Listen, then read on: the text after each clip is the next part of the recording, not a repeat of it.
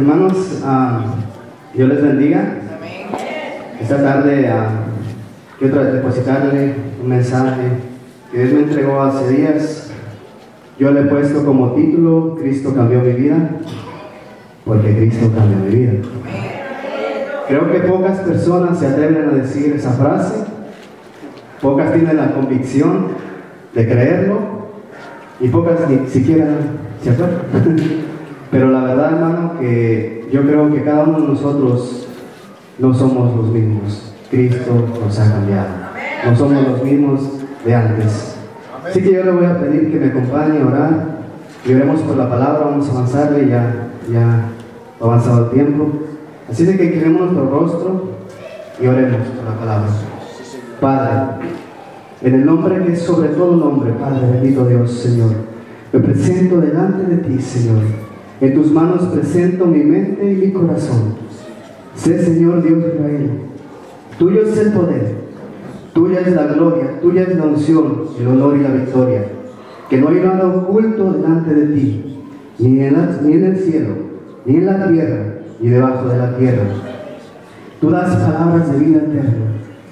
Por eso yo te ruego en mi corazón, Señor, que hoy puedas revelar una palabra de edificación, de exhortación y de consolación a tu pueblo. Yo sé, poderoso Dios, que tú escudriñas los corazones, que amas la rectitud, Señor.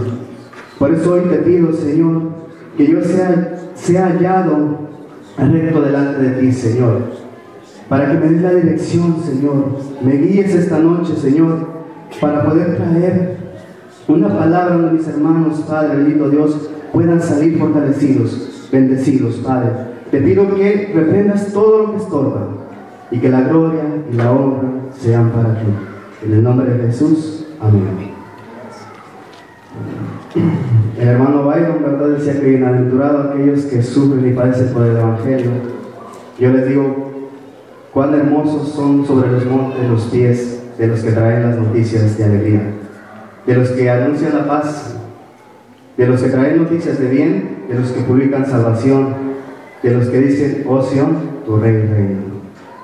Cuán hermosos son aquellos que proclaman las buenas nuevas del Evangelio, aquellos que son transitores de ese cambio, porque el Evangelio trae un cambio extraordinario. El conocer a Cristo es lo mejor que nos pudo haber pasado.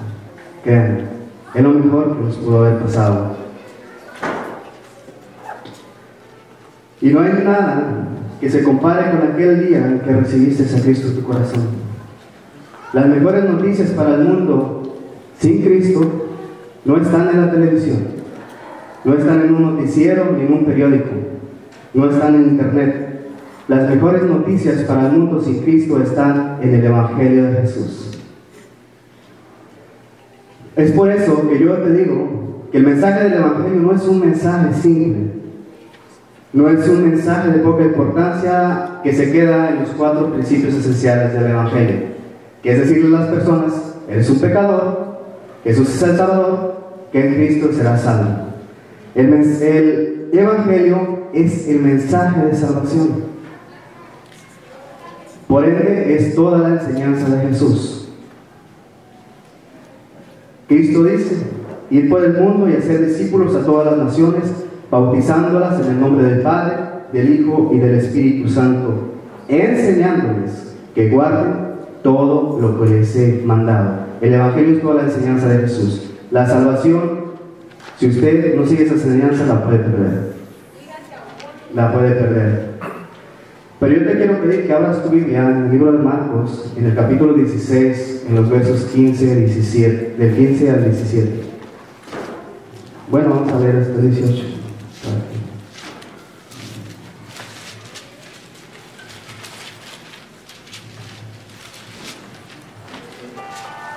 Cuando esté listo, cuando usted lo tenga, me dice un amén.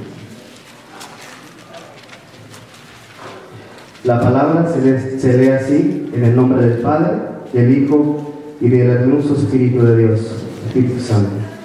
Y les dijo: id por el mundo y predicad el Evangelio a toda criatura. El que creyere y fuere bautizado será salvo, mas el que no creyere será condenado. Escuche bien, 17. Y estas señales seguirán a los que creen en mi nombre. Echarán fuera demonios, hablarán nuevas lenguas, tomarán en las manos serpientes, y si bebieren cosa mortífera, no les hará daño. Sobre los enfermos pondrán las manos y sanarán. En rasgos generales, Jesús te está enviando. Eso hace de ti un mensajero de Dios. El mensaje está claro, el Evangelio. Y el Evangelio viene lleno, impregnado del poder, de la unción y de la gloria de Dios. En el verso 17 lo dice claramente: todas estas señales seguirán a los que creyeren. Este mandamiento es de suma importancia para todos, tanto creyentes como no creyentes, ya que la obediencia de todos aquellos que han creído al Evangelio y lo han recibido, han marcado la historia del mundo. Han traído cambios sustanciales en la forma de vivir de millones de personas. Yo no sé, el hermano que me compartió el Evangelio, lo que hizo, pero él cambió mi vida. Cristo cambió mi vida, le dio un giro. El texto dice: ir por todo el mundo y predicar el Evangelio. El Evangelio debe ser predicado por todo el mundo, y el mensaje está claro: toda la enseñanza de Jesús. Ahora, ¿cómo predicar ese Evangelio? A la luz de la Escritura existen tres formas. Una es el evangelismo personal. Este es hablar con las personas una a una. De esta forma nace, por ejemplo, la iglesia en Antioquía. Hay discípulos, hay creyentes que salen perseguidos de Jerusalén y llegan a Antioquía y hablan, dice el texto bíblico, dialogan. ¿Dónde lo hicieron? La Biblia no dice dónde. Pudo haber sido en el trabajo, pudo haber sido en el mercado, pudo haber sido en la calle, no sé yo. Pero lo importante es que ha habido un diálogo personal, uno a uno, predicando el Evangelio, el cambio. ¿Provocaron algo? ¿Cambiaron vidas? Sí. ¿Sabes por qué? Antioquía llamó la atención de los apóstoles tanto que fueron a ver qué estaba pasando. Y Antioquía se formó parte trascendental del Evangelio, del ministerio de Pablo. En segundo lugar tenemos el evangelismo silencioso. Usted me dirá: ¿y eso con qué se come?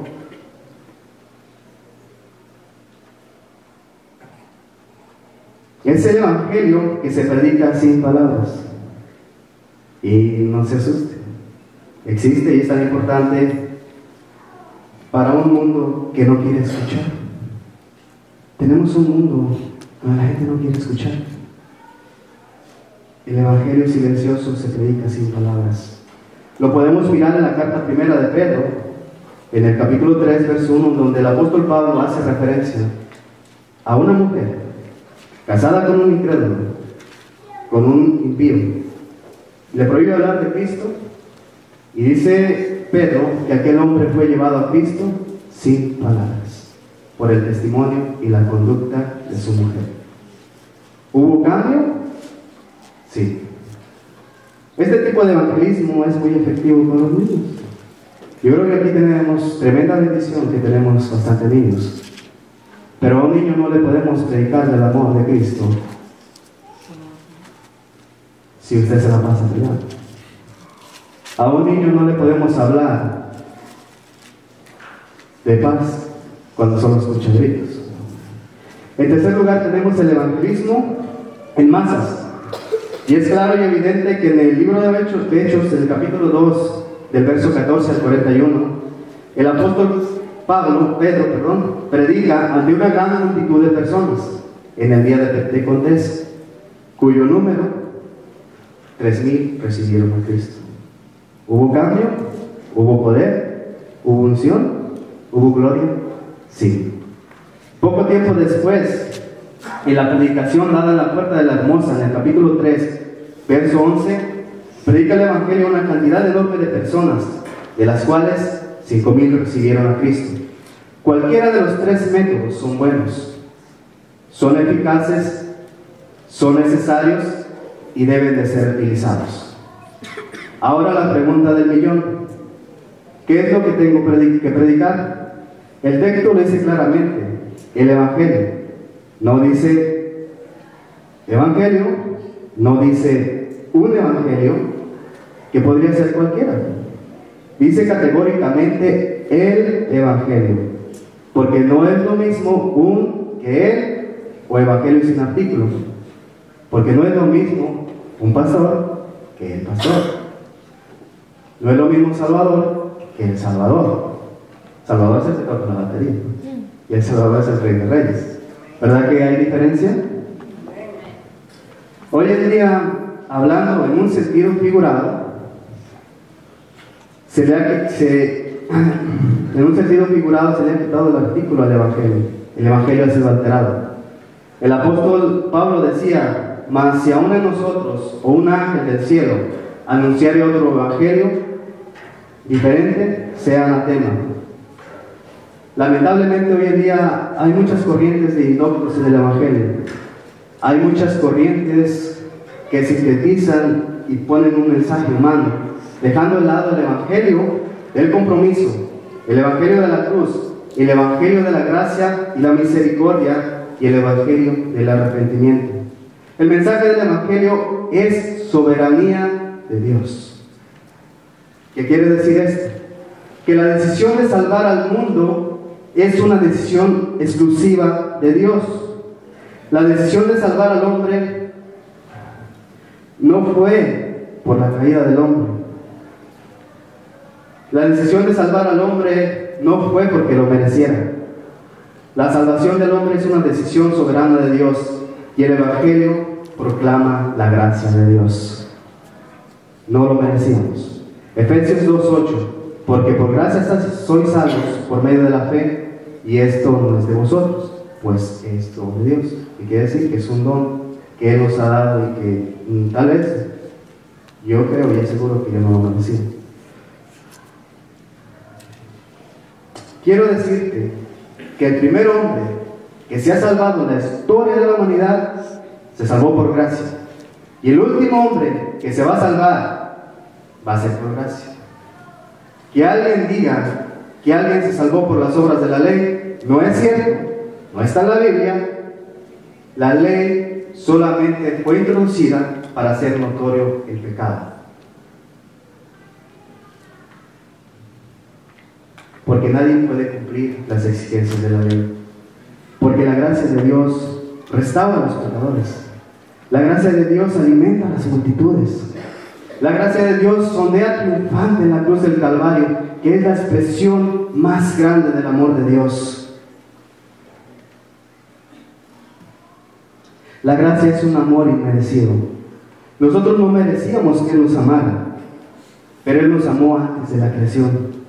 Tanto nos ama que pagó el precio más alto, que fue su preciosa sangre. Ahora yo te digo, hermano, da de gracia lo que de gracia recibiste. Da la salvación, compártela. La salvación tiene que ser compartida. Dale el valor que Jesús le dio a las almas. El Evangelio se sustenta bajo dos grandes pilares.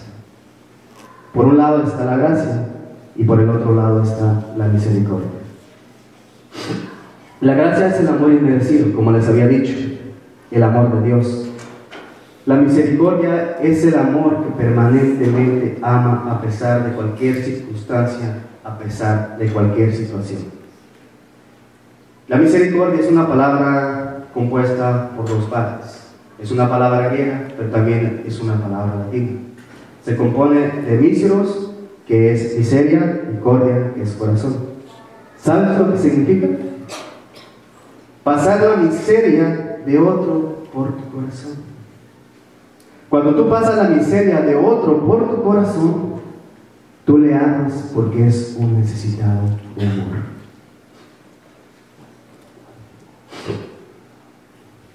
Tal vez usted pueda mirar que alguien parece que lo tiene todo. Pueda mirar en sus apariencias que él es una persona que no necesita nada, pero todos necesitamos sentirnos amados. De aquí que en los tiempos de Jesús, quien necesitó favor de Dios nunca clamó por gracia. La gracia fluye del corazón de Dios. Clamaron por misericordia. Un ejemplo, los ciegos en el camino, gritando: Jesús, hijo de David, ten misericordia de mí. Y el hijo de David pasaba la miseria del ciego por su corazón y lo sanaba. Hoy te pregunto, ¿tienes misericordia por la gente? La gracia ya está. Esa fluye del corazón de Dios. Y en esto conocerán todos que soy mis discípulos, si tuvieres amor los unos por los otros. Juan 3:15.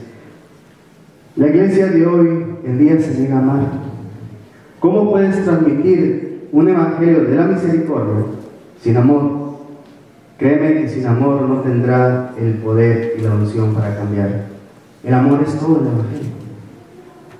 Ahora, si bien la salvación se da por gracia, el medio de transporte, digámoslo así, que te lleva a ella es la fe. Mediante la fe, el creyente entrega su vida al servicio de Dios, se apropia de la gracia y como consecuencia de la salvación, en Romanos 10, verso 10, dice: con el corazón se cree para justicia. La fe que salva no es una fe de la mente. La fe que salva es una fe del corazón. La fe que salva es la fe que el Espíritu de Dios genera en el corazón del hombre, para que así Él la pueda depositar en el Salvador. No te estoy diciendo que Dios, al generar tu fe, te obliga a creer. Te capacita para creer. La decisión de entregar tu vida y creer en el Salvador no está en Dios, que hace todo lo posible para que tú te salves. Dios no obliga a nadie. El Espíritu Santo te capacita para que creas, no te obliga. Hay dos maneras de obtener la salvación. Número 1, creer. Número 2, arrepentirse. Muchas de las veces lo decimos al revés, ¿no? Arrepentirse y luego creer. Nadie puede arrepentirse sin haber creído. Pero vayamos a la Biblia en Marcos 1:1.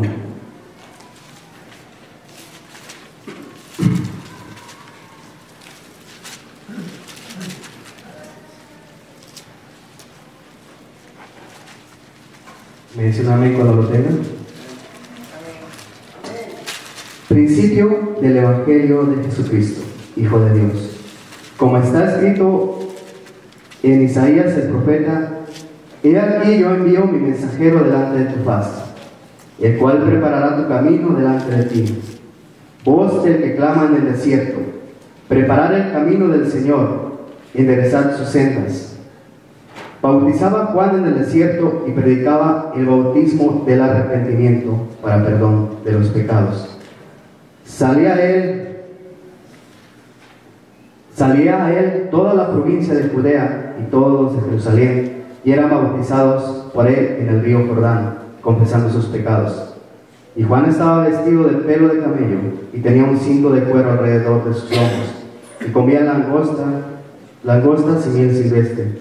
Y predicaba diciendo: viene tras mí el que es más poderoso que yo, a quien no soy digno de desatar encorvado la correa de su calzado.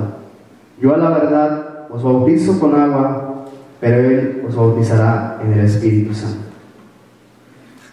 Si algún día te preguntaste cómo comenzó el Evangelio de Jesús en la tierra, comenzó con su mensajero. El camino de inicio del Evangelio en cualquier parte del mundo, en cualquier iglesia, comienza con el mensajero de Dios. El mensajero debe de ser enviado por Jesús. Ya te envió. Marcos 16:15. Como te decía, toda obra comienza con el mensajero. En este caso, el mensajero de Jesucristo, vida por el pastor. Él se atrevió a preparar el camino para que el Señor pudiera darnos salvación y pudiera traer el corazón de nosotros a Él nuevamente.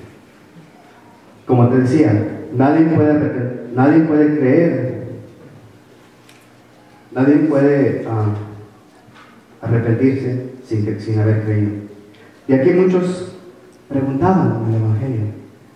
Prácticamente todos preguntaban: ¿qué debo de hacer para heredar la vida eterna? ¿Qué debo de hacer? En el libro de Lucas a Juan le hicieron esa pregunta también, al mismo Jesús, a los apóstoles: ¿qué debo de hacer? Hermano, la cosecha está lista, pero no saben qué hacer para heredar la vida eterna. Mi pueblo perece por falta de conocimiento. Y aquí la razón primordial por la que usted debe de predicar el Evangelio de Jesús. Y aquí la razón por la cual hay que capacitar a un pueblo. Dice el texto: he aquí, yo envío un mensajero delante de tu faz, voz del que clama en el desierto, preparad el camino del Señor, enderezar sus sendas. La unción de Juan el Bautista es aquella que provoca arrepentimiento. Arrepentimiento significa cambio de mentalidad. ¿No lo sabían? Es un cambio de mentalidad, es el significado de arrepentimiento. No es un cambio de pensamiento, es un cambio absoluto de tu manera de pensar. Ejemplo: yo puedo aceptar a Cristo sin arrepentimiento. Yo puedo aceptar la obra salvadora de Cristo.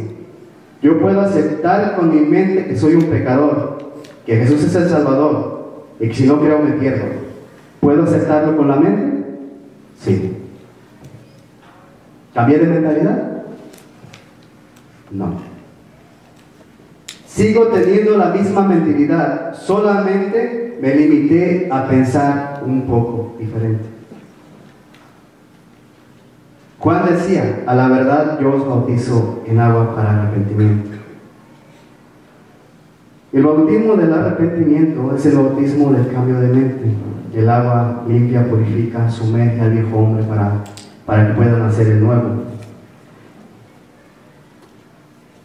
En cierta parte del Evangelio, Juan les decía: arrepentíos, porque el reino de Dios se acerca. Jesús también lo dijo: arrepentíos, porque el reino de Dios está cerca.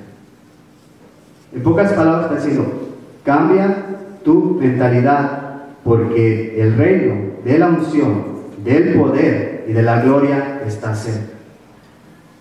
Una persona que se ha arrepentido, que ha cambiado la mentalidad, ya no puede mirar buscando la salvación arriba, buscando el reino de Dios arriba, porque ya está en Él. Una persona que se ha arrepentido y ha cambiado su mentalidad es una persona que tiene la convicción y la seguridad que es salvo. Por ende, él ya está en el reino de Dios y él ya no puede estar buscando para arriba. Él ya está sumergido en ese reino. Decía él: el que viene tras de mí, él os bautizará con el Espíritu Santo. En pocas palabras, si has cambiado tu mentalidad, si has pasado el bautismo del arrepentimiento, te podrá bautizar Jesús con el Espíritu de fuego. De otra manera, no. Hay un orden. En verdad yo os bautizo en agua, pero el que viene tras de mí los bautizará con el Espíritu de fuego. Eso quiere decir que el Espíritu Santo no está y no hace efectivo Marcos 16, 17, que es el poder, la unción y la gloria. Decía hace algunos días el pastor: se puede venir a la iglesia, se puede ministrar sin el Espíritu como hombre natural. Sí, te lo acabo de explicar. El Espíritu Santo no puede descender en donde no ha habido un cambio de mentalidad, un arrepentimiento. El arrepentimiento significa que tu pensamiento ya no puede coincidir con lo que pensabas antes, porque has cambiado totalmente tu manera de pensar y tu manera de creer. Volvamos al pasaje de Juan. Un mensajero es aquel que prepara el camino. Es aquel que endereza sendas desviadas. Es aquel que vuelve los corazones, que conduce los corazones de los hombres a Dios. Es necesaria esta unción hoy en día. Yo no sé cuántos de ustedes quieren ser mensajero. Dios ya le dio el título. Un comparativo que hace años yo le di a este mensajero, a Juan el Bautista, en el ministerio de jóvenes, fue un guerrero de Cristo. Porque un guerrero pelea delante de su rey para que su rey llegue y tome posición. Es por eso que en el Antiguo Testamento a Jehová se le dio ese mote de Jehová de los ejércitos, Jehová de los ejércitos, porque él era un guerrero. Él peleaba por delante del pueblo. Pero ya cuando vino Jesús, Jesús nos da ese mote a nosotros. Nosotros somos guerreros de Cristo.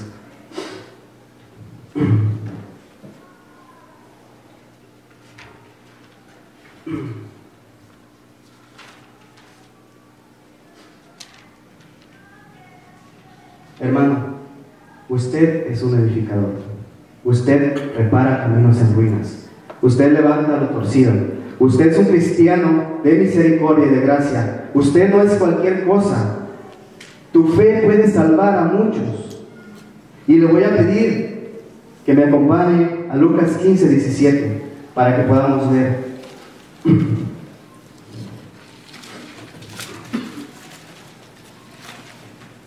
A mí me ministró bastante este pasaje cuando yo lo leí.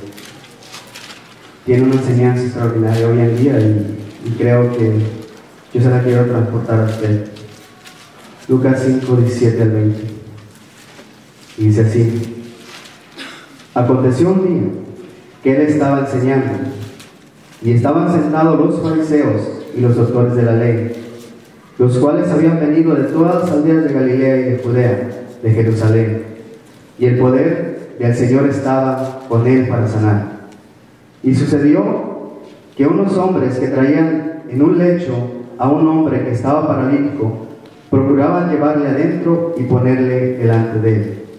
Pero no hallando cómo hacerlo, a causa de la multitud, subieron encima de la casa y por el tejado bajaron con el lecho, poniéndole en medio delante de Jesús. Cuando el paralítico llega a la puerta de la casa, no pudo entrar a causa de la multitud. ¿Sabes que gran parte de esa multitud solamente estaba estorbando? Gran parte de esa multitud solo estaba estorbando. De manera que sus amigos subieron al tejado, abrieron el techo, quitaron el tejado. Imagínate tú al dueño de la casa, ¿cómo se ha de haber puesto?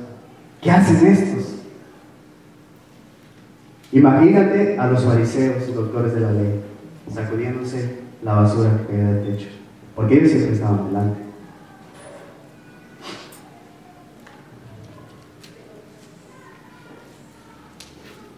Y de pronto el paralítico desciende en medio de Jesús, a los pies del Maestro. Aquellos 4 hombres abrieron una puerta alterna. Jesús, al ver la fe de ellos, dijo: tus pecados te son perdonados. Tal como está hoy fundamentada y orientada gran parte de las iglesias, hoy la gente no entra por la puerta principal oficial de la iglesia. Tenemos que abrir puertas alternas. La prioridad de Jesús no es que tú trasciendas. La prioridad de Jesús no es que tú seas famoso. La prioridad de Jesús no es que tú sepas más que todos. La prioridad de Jesús es que tú prediques las buenas nuevas de salvación. Aquellos hombres abrieron una puerta alterna. ¿Sabes que en el mundo hay muchos paralíticos espirituales? Gente que no puede llegar sola. Gente que necesita de tu fe. Gente a la cual la religiosidad y la multitud de doctrinas les impiden el paso. Necesitan de tu fe y que tú prediques el verdadero Evangelio de Cristo. Hace algunos días, Dios me daba la confirmación del tema, y el título también, de la predicación. Como les había dicho, yo le puse Cristo cambió mi vida. ¿Sabes que este es un mensaje poderoso? Es un mensaje cristocéntrico y es un mensaje visible. Bueno, como le decía, hace días Dios me entregaba la confirmación del tema, me entregaba el título. Y yo conocí a un pastor, platicando con él, me contaba su testimonio. Él con gran emoción y con esa emoción, con ese sentir, me contaba el día que conoció a Cristo. Él me decía que en su juventud era un joven universitario, drogadicto, borracho y que le gustaba la vida en la noche. Él junto con sus amigos habían formado un grupo de varios jóvenes para que pudieran tomar, drogarse y ser los santos. Dice, pero un día una joven del grupo le habló por teléfono diciéndole, ¿sabes que yo no voy a ir con ustedes? Él le pregunta, ¿por qué? ¿Cuál es la razón? Y le dice, porque Cristo cambió mi vida. En ese instante, dice que él se soltó burlándose y se empezó a reír de ella y le decía, estás loca, es ilógico que Dios te pueda cambiar en una sola noche. Yo te conozco quién eres. Dice que tanto se burló de ella que al último, para compensar esa burla, para compensar ese mal rato, decidió acompañarlo a la iglesia con la condición de que fueran solamente 30 minutos y que después de esos 30 minutos iban a pasar por él para irse a bailar. Ambos aceptaron. Estuvo los 30 minutos de mala gana para salirse e irse con sus amigos, pero dice que esa noche ya no fue igual.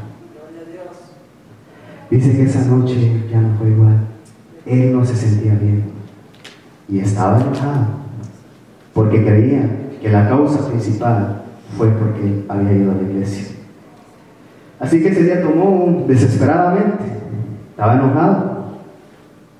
Al otro día se despertó tarde, hasta las 4 de la tarde, y la primera llamada que recibió fue de la amiga diciéndole o invitándole otra vez a la iglesia. Dice que él no sabe cómo, pero él aceptó ir y fue.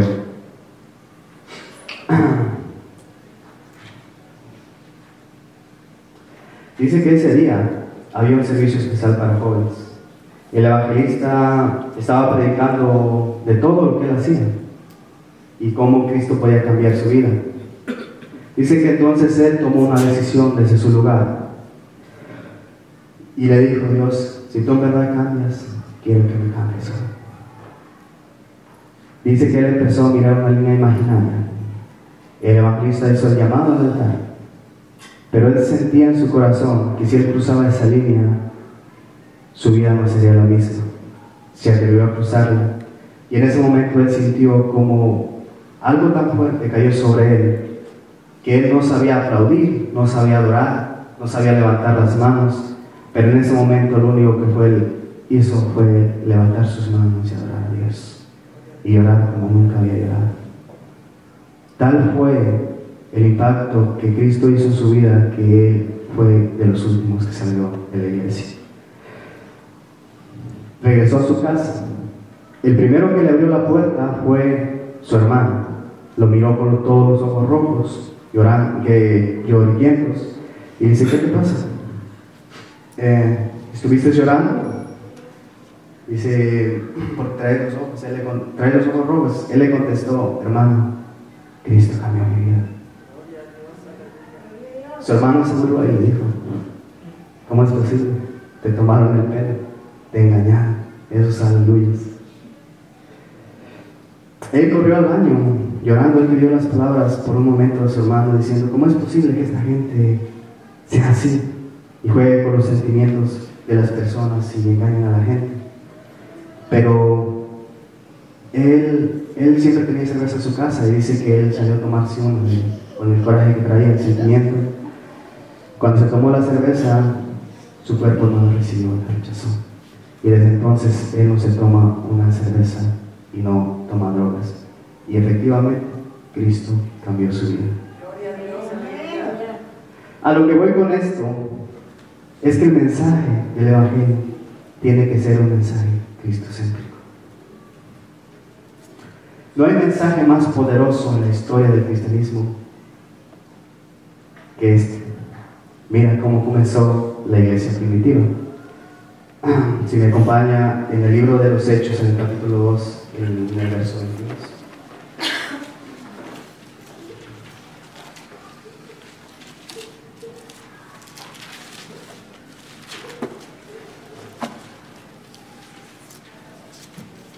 El discurso de Pedro en Pentecostés sucede cuando viene el ruido del viento recio, el lugar se llena del Espíritu Santo. Creo que conocen la historia, todos perplejos, atónicos, la gente decía: ¿qué está pasando? Pedro calma a la gente y en el verso 22 leamos lo que pasó. Dice: varones israelitas, oíd estas palabras. Jesús Nazareno, mensaje cristocéntrico, varón aprobado por Dios entre vosotros con maravillas, prodigios, señales que Dios hizo entre vosotros por medio de él, como vosotros mismos sabéis. Mensaje cristocéntrico. De manera que el mensaje de Pedro es un mensaje cristocéntrico. Ha girado en torno, porque si usted lee más abajo, yo nomás leí porque no tenemos tiempo, ha girado en torno a Cristo proclamando la obra redentora de Jesús.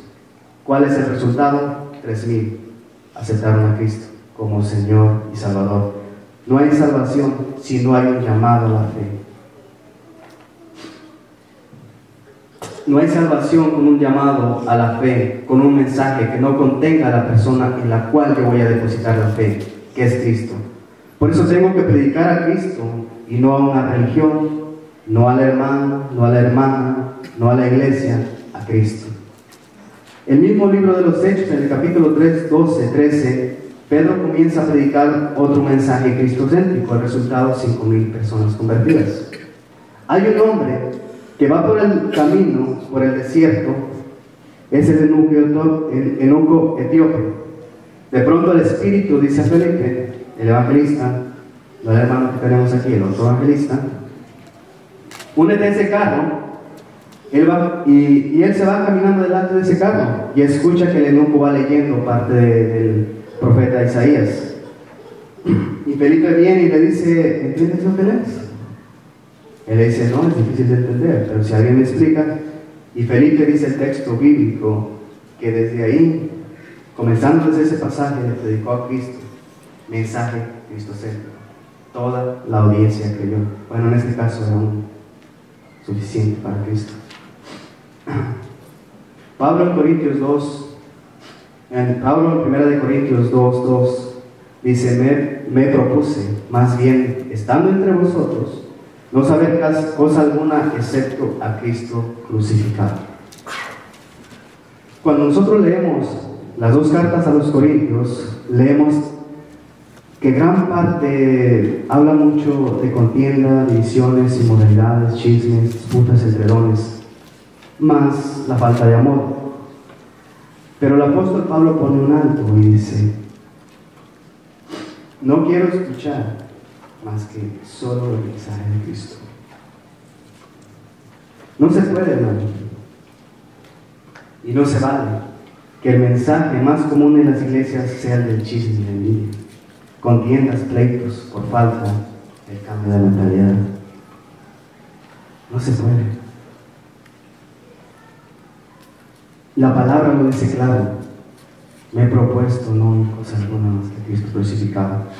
¿Tú crees que un mensaje como este o de este tipo va a hacer que el pecador y el incrédulo se conviertan? Más bien se desaniman, porque ellos vienen por un cambio. Es necesario que nosotros empecemos a entender verdaderamente el Evangelio y seamos personas que lo predicamos correctamente.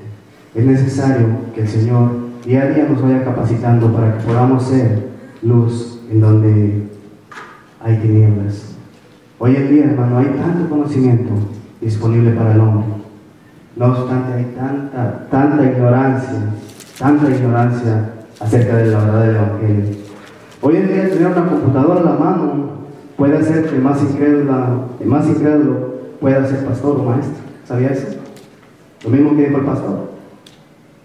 ¿Puede alguien predicar sin el Espíritu como hombre natural? ¿Se puede? Claro que sí.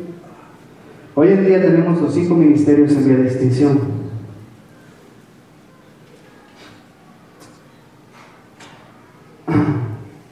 Hay muchos autoproclamados. Hay muchos que les gusta lo fácil, no quieren pagar el precio de la revelación y optan por dejarse llevar por cualquier viento de doctrina, de indoctos, y dejando el poder, la unción y la gloria de este hermoso Evangelio. Hay muchas religiones, buenas predicaciones, pero pocos cambios. Pero hoy yo quiero declarar sobre tu vida. Yo quiero declarar que en esta iglesia apostólica el Espíritu Santo levanta ministros competentes del nuevo pacto. Que el Señor derrama sobre ti la sabiduría y el entendimiento y la revelación. Yo declaro sobre tu vida que de aquí saldrán pastores, maestros, evangelistas, profetas, y que será como un manantial que alimente al mundo. En el nombre de Jesús, yo lo declaro sobre tu vida.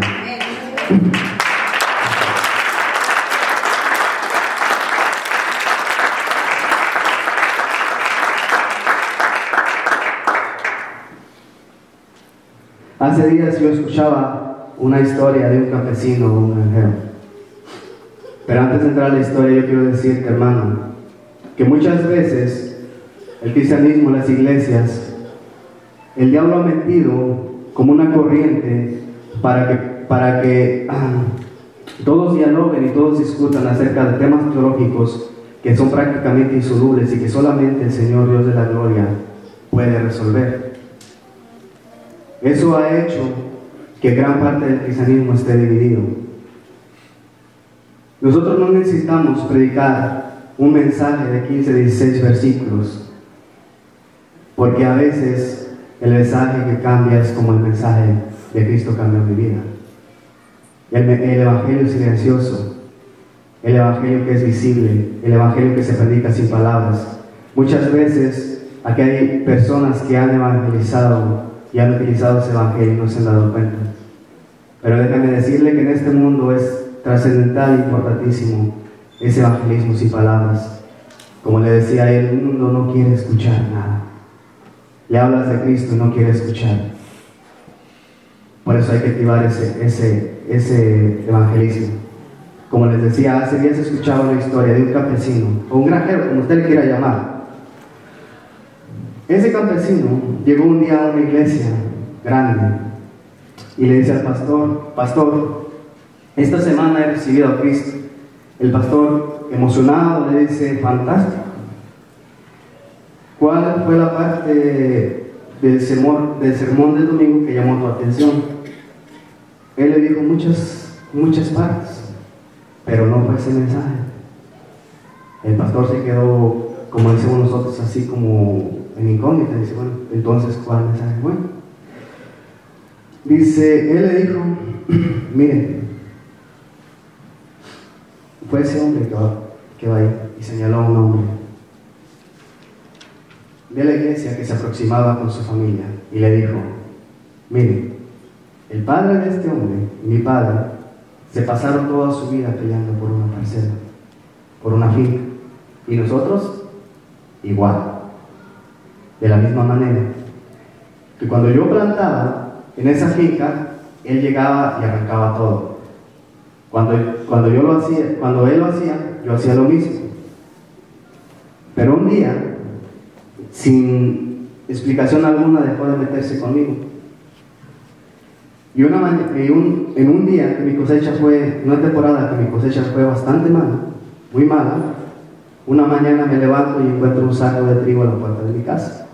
Y yo dije: ¿quién lo habrá puesto? Lo metí para adentro. Y dije: Y a la siguiente semana apareció otro saco de trigo a la puerta de mi casa. Dije, algo anda mal, tengo que saber qué está pasando. Así es de que él se puso a espiar, y se me puse a espiar, y miré a este hombre poniendo otro saco de trigo a la puerta de mi casa, y le dije, ¿qué te pasa? Y me dice, yo quiero darte esto a ti y a tu familia para que sigan adelante. Y quiero decirte que mi problema contigo está resuelto. Si tú quieres la finca para ti, quédate, tómalo, no hay ningún problema. Y yo le dije, sorprendido, decía el campesino, ¿cómo es eso? Y él me habló de Cristo y cambió su vida. Él me habló de Cristo y cambió su vida. Ese fue el mensaje que me llevó a los pies del Señor. ¿Sabe, pastor? Hemos tomado una decisión, los dos. Esa finca la vamos a usar para orar y leer la Biblia juntos. Un mundo de egoístas cristianos anulan el poder del Evangelio. Un mundo de calumniadores quita la unción al mensaje del Evangelio. Un mundo de arrogancia espiritual roba la gloria de Dios y hace estéril la obra del Evangelio. Como te decía, ¿de qué te sirve o de qué le sirve a mucha gente saber si el Espíritu de Dios no está con ellos? De nada sirve. Hermanos, es tiempo de accionar el Evangelio que Jesús nos enseñó, que Jesús ha puesto en el pastorado de la iglesia, tanto como con el pastor, como el hermano Byron. Se nos ha hablado de cambio de mentalidad, pues accionemos el Evangelio del arrepentimiento. Nos han predicado de gracia y misericordia, pues activemos el Evangelio de la gracia y la misericordia. Nos han enseñado que somos representantes de Cristo, accionemos el mensaje cristocéntrico. Nos han enseñado que Dios no hace excepción de personas, accionemos el título que nos han dado de mensajeros, preparemos el camino para Jesús, para que entre en la vida de todos aquellos paralíticos espirituales. No seamos la multitud que se nos impide. Tu fe puede salvar a muchos. Tu fe puede salvar a muchos. Tu fe puede hacer que Dios perdone los pecados de muchos. Hay mucha gente que no puede llegar sola. Hay mucha gente que quiere llegar. La gente pregunta, ¿y qué debo hacer? Pero no hay quien les diga qué deben de hacer. Jesús, la cosecha está lista. Jesús está esperando algo más de ti. Sabe que tú puedes dar más. Sabe que en tus manos y que en ti está cambiar este mundo. El Evangelio no es solamente el mensaje de salvación. El Evangelio es toda la enseñanza de Cristo. Es todo lo que Cristo ha implantado. El Evangelio del arrepentimiento es el Evangelio del cambio de la mentalidad. Es el Evangelio que te cambia por completo. Por eso yo te pido que hagas un alto en tu vida y recuerdes que Jesús espera más de ti. Hoy te pido que llegues a su presencia y le digas, yo quiero un mensaje fresco para mi vida. Yo quiero un mensaje fresco para un mundo que se pierde sin Jesús. Yo quiero un mensaje con unción. ¿Sabe cuánto yo batallé para traer este mensaje? Yo quería un mensaje extraordinario que pudiera cambiar su vida. Dediqué varias horas, escribí muchas horas, hice como 3 predicaciones diferentes. Yo no entendía si había un propósito, si había un ataque mental. Pero saben, hermanos, los mensajeros que se atreven a estar en intimidad con Dios y a buscar que Él sea el que dé salvación a la gente y no el hombre, ese mensajero necesita a Dios. ¿Saben? Yo tenía dudas del tiempo que había dedicado, incluso no fui a trabajar.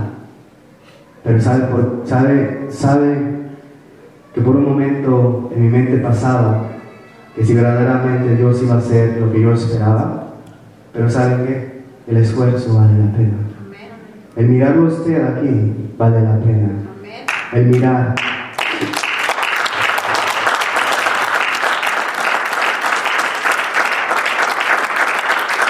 El mirar lo que el Señor puede hacer con usted vale la pena. Yo creo que aquí hay gente valiosa para el Evangelio. Yo creo que aquí hay edificadores, que aquí hay mensajeros, que hay gente que ha predicado el Evangelio de las tres formas, que ha predicado el Evangelio personal, que ha predicado el Evangelio silencioso y que ha predicado el Evangelio en masa. Yo lo creo. Yo creo que muchos se han atrevido a llevar ese precioso Evangelio, ese Evangelio que cambia y que transforma. Se han atrevido a ser transitores y han dado de gracia lo que de gracia han recibido. Yo creo que el Señor va a hacer grandes cosas con esta iglesia. La enseñanza que se ha impartido aquí no es cualquier cosa. El Espíritu Santo está preparando a la gente para que pueda salir y bendecir a otros. Les vuelvo a repetir, el mensaje del Evangelio no es un mensaje solamente de salvación, es algo más. Porque la salvación se puede perder, es toda la enseñanza de Jesús. ¿Es primordial la salvación? Sí. ¿Es fundamental? Sí. ¿Es prioridad de Jesús? Sí. Pero lo importante es que seamos personas diferentes, personas que provoquen el cambio. Yo lo creo, y yo le digo al pastor, de parte de Dios, porque Dios me dijo ahí, cuando estaba ahí, dile que no se preocupe por los que se van o se quieran ir, porque los que se quedan se han quedado por la enseñanza que Él les ha dado. A mí me dijo el Señor, que le dijera al pastor, no tengas miedo, tu enseñanza los va a mantener firmes. Hemos aprendido, hemos caminado. Yo he analizado estos 5 años al lado de Cristo. Por eso yo dije, Cristo cambió mi vida, porque no es igual. He pasado dificultades, he pasado momentos difíciles. He sentido que a veces no puedo, que a veces me cuesta trabajo predicar, que me he cansado, pero ¿sabes qué? Vale la pena. Yo te pido, hermano, que busquemos ese Evangelio y esa palabra fresca. En el nombre de Jesús. Yo quiero pedir